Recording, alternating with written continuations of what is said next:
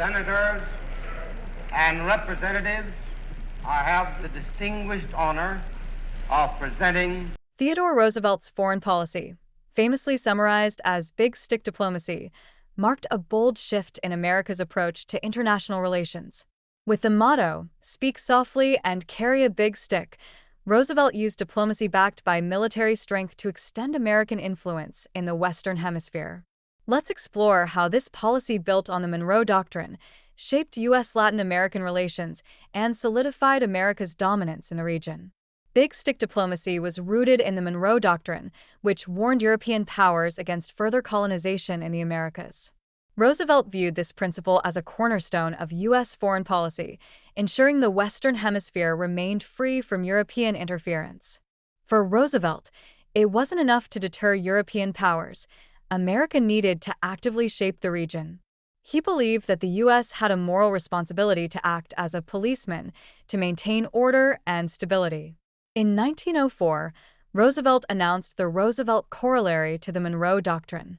This expansion asserted that the United States had the right to intervene in Latin American nations to prevent instability or foreign intervention.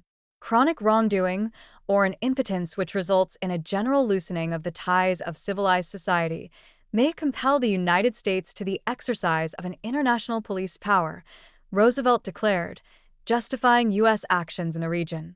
This policy was first applied in the Dominican Republic, where the U.S. took control of customs revenue to ensure debt repayment to European creditors, preventing European intervention.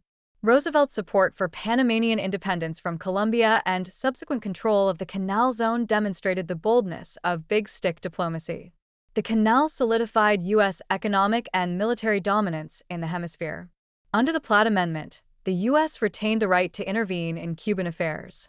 American troops occupied Cuba multiple times to stabilize its government and protect American business interests.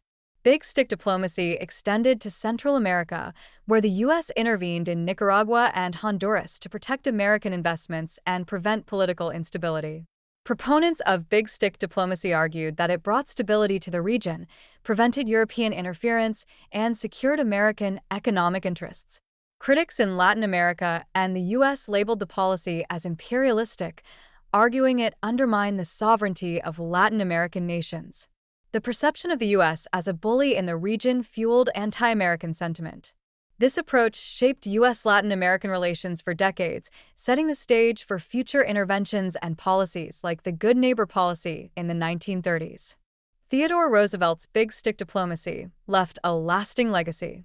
It established the U.S. as the dominant power in the Western Hemisphere and reinforced the idea that America had a responsibility to maintain order in the region. However, it also sparked debates about the balance between power and principle, raising questions that continue to shape U.S. foreign policy today.